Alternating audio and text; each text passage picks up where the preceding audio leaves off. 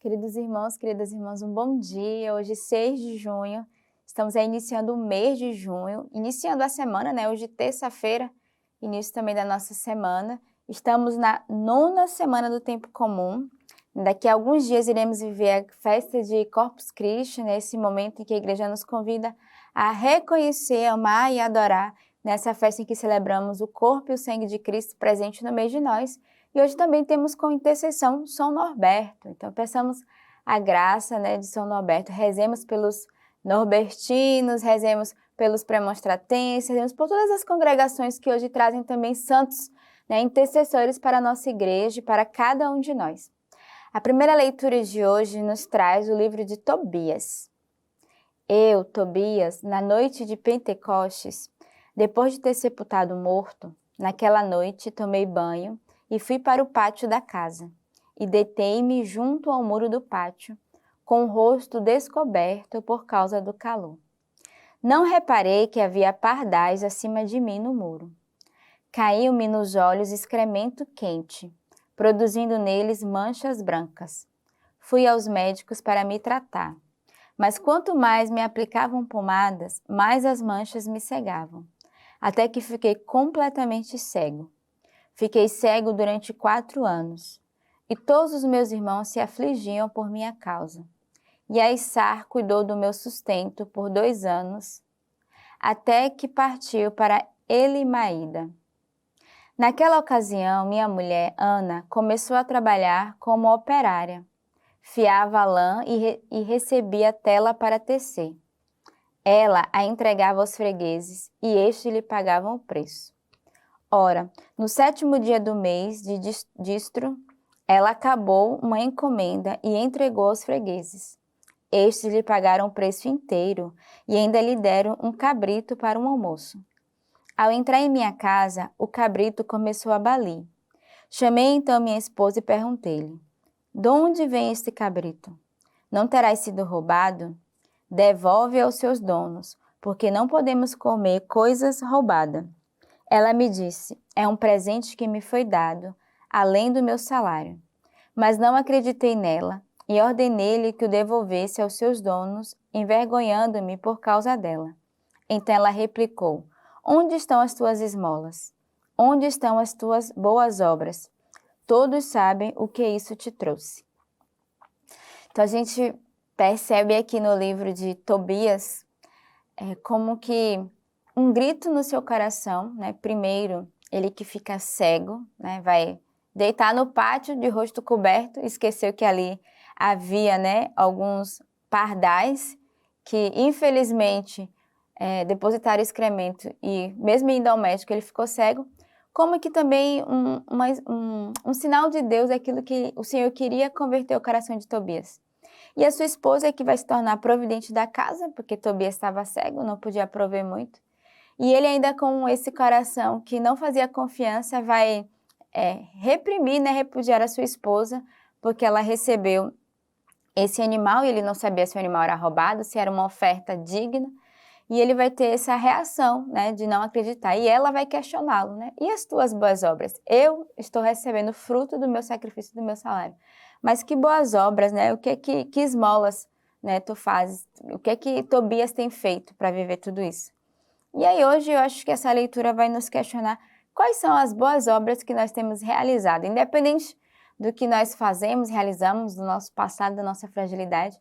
Quais são as ações de boas obras, quais são os nossos sacrifícios, as nossas oferendas e as nossas ofertas que nós temos feito, né, ao longo da nossa vida. Eu acho que é uma leitura para repensarmos a nossa conduta, a nossa postura diante de Deus, mas também diante da humanidade, diante daquelas pessoas que estão à nossa volta. O salmo de hoje é o Salmo 111. Feliz o homem que teme ao Senhor e se compraz em seus mandamentos. Sua descendência será poderosa na terra. A descendência dos retos será abençoada. Ele nunca teme as más notícias. Seu coração é firme e confiante. Seu coração está seguro, nada teme. Ele se confronta com seus opressores. Ele distribui aos indigentes com largueza. Sua justiça permanece para sempre, sua força se exalta em glória. Então aqui o salmista vai falar do coração do homem, né?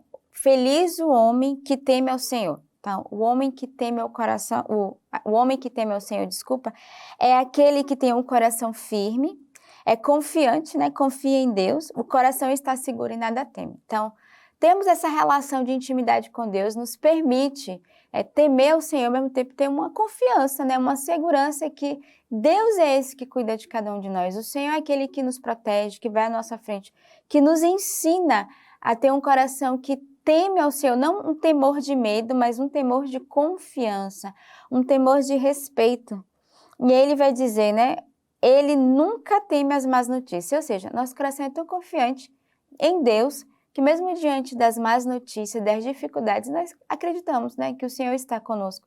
Ele não nos abandona, Ele vai à nossa frente. Ele é o Senhor, o Rei Todo-Poderoso, que se compraz em seus mandamentos. Então, peçamos nesse dia essa graça, de um coração temente ao Senhor.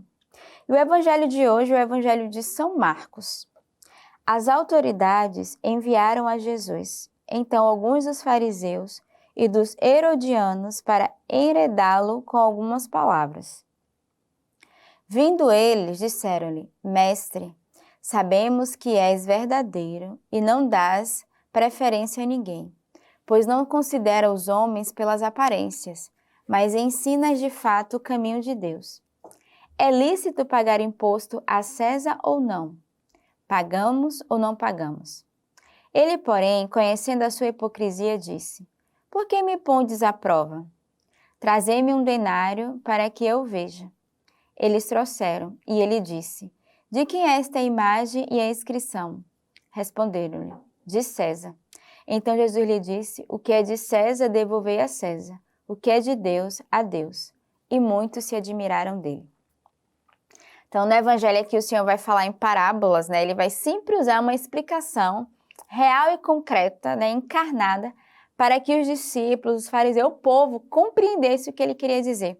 Então, Jesus é muito sábio, né? Ele vai trazer a reflexão a partir daquilo que é a vida deles. E essa leitura de hoje, esse evangelho de hoje, vai nos fazer um questionamento, né? O que é de César, dá a César. O que é de Deus, dá a Deus. Ou seja, aquilo que não nos pertence, que não é de Deus, é do mundo, né? O que é do mundo, dá ao mundo. Mas nós que somos de Deus, busquemos viver uma vida em Deus.